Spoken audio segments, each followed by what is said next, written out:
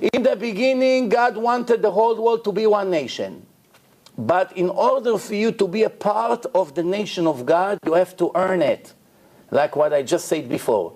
You cannot be a part of God's nation and earn eternity and enjoy day of the Messiah without be worthy that you deserve. So what we see, Adam made a sin, Adam lost his merit, and he would not get the Torah.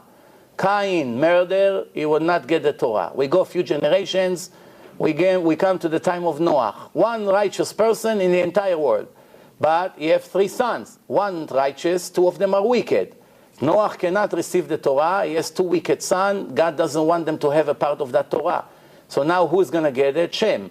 Hashem is testing him. Very good. Here comes Avraham Avinu. Let's give it to Avraham Avinu.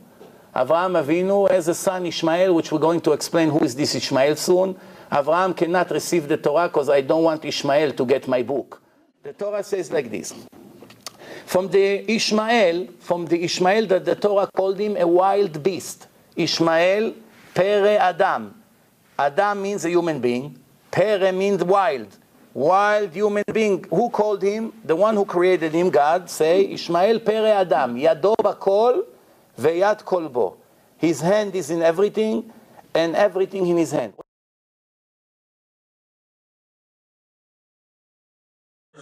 Genesis 16:12. He, meaning Ishmael, Ishmael shall be a wild man. Every evangelical Christian who ministers to Muslims knows this verse. In the Masoretic it also says he shall be a wild man. It uses the Hebrew word peri. But in the Samaritan it says he will be a fruitful man. The Hebrew word used is actually different, para. Moreover, I also showed that the verbal corruption or verbal twisting of the Torah, that is not inconsistent with the idea of textual changing and textual corruption of the Torah. So let me give you an example. The example I've given earlier on, Ishmael, will he be a wild man or will he be a fruitful man? Now you might say that doesn't make much of a theological difference, it's not theologically significant, but clearly it is. Because Christian missionaries like to tell us that Prophet Muhammad is from the line of Ishmael, and Ishmael is a wild ass, a wild donkey, something like this, wild man, ass of donkey or something like that. How they got that I'm not sure, because all the Hebrew word says is pere, which means wild. The Samaritan version says para, which is fruitful. Now you can imagine a prophet coming from the descendants of a man, Ishmael, who God says is going to be a fruitful man. Not a wild man, a fruitful man. So which version is it? Which one did Prophet Muhammad read? When he was reading Deuteronomy, did he read, in Arabic, did he read that Ishmael is going to be a wild man? Or did he read that Ishmael is going to be a fruitful man? Which version did he read?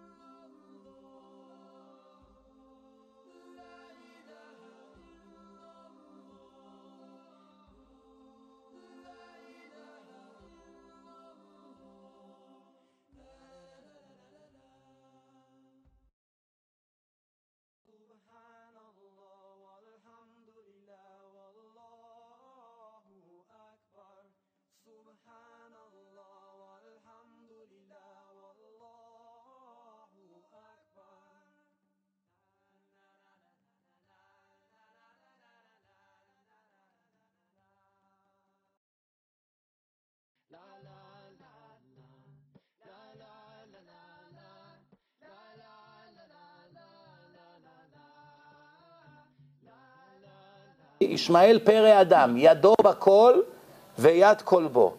His hand is in everything and everything in his hand.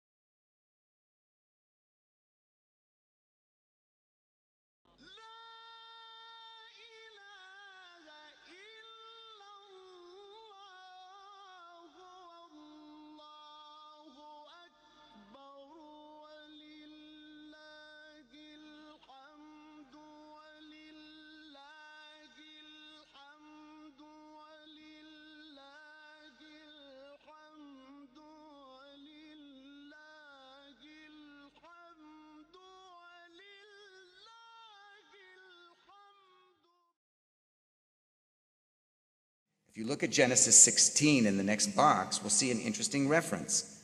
This is a reference to Ishmael. Ishmael. This is the angel who then speaks to Hagar and tells her what's going to happen to her new son she's about to have. And the angel of the Lord said to her, to Hagar, I will greatly increase your offspring, and they shall be too many to count. You shall bear a son. You shall call him Ishmael, Yishmael. For the Lord has paid heed to your suffering. Yishmael in Hebrew means God hears. He shall be usually the translation here is wild ass of a man, his hand against everyone and everyone's hand against him. He shall dwell alongside all of his kinsmen. Now, Jewish tradition takes this reference to Ishmael as a negative condemnation of nasty behavior. But what this really is a phenomenological observation of the tension between agriculturalists and pastoral nomadists. He will be not a wild ass of a man. The word wild ass is a pere, as opposed to a hamor, which is a domesticated donkey.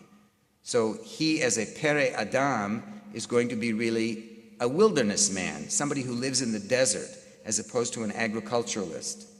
And he shall have his hand against everyone and everyone's hand against him, because the way life worked in the ancient world, really up until this very day, one of the reasons why there's tensions between Bedouin and settled peoples, not only between the Bedouin and the Jews living in Israel, but Bedouin and Arabs everywhere, is that the Bedouin are pastoral, they move, and they need to have the produce that is produced, at least the minimum amount of produce that's produced by agricultural growers. The growers don't really need to have the nomads. In order for the nomads to make sure that they are needed, that they will get the produce that they need, they will raid or threaten to raid, this has been the standard operating procedure, raiding agricultural settled areas, and then create a kind of a protection racket so they can be sure that they will get what they need. In other words, they'll say, we will protect you from those other raiders over there, those other Arab Bedouin, and with that we will get the dates that we need in order to feed the camels so that we can do our long-distance trading in the desert. So there's a natural tension, and what this is really describing is the natural tension that's part of ancient Israelite world. Is that unique between the Israelites and ethnic Arabs in the ancient world? Think for a moment, what national or religious groups in the ancient biblical world were the Israelites really friendly with?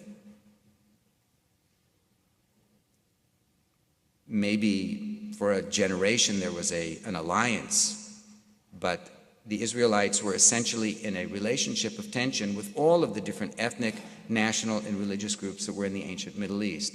So this kind of tension that we see here is a natural tension of the ancient world. قولوا آمنا بالله وما أنزل إلينا وما أنزل إلى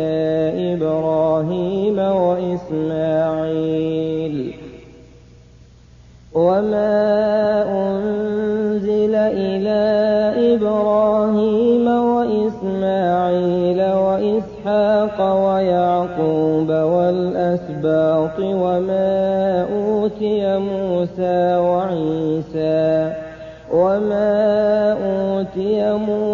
وعيسى وما أوتي النبيون من ربهم لا نفرق بين أحد منهم ونحن له مسلمون.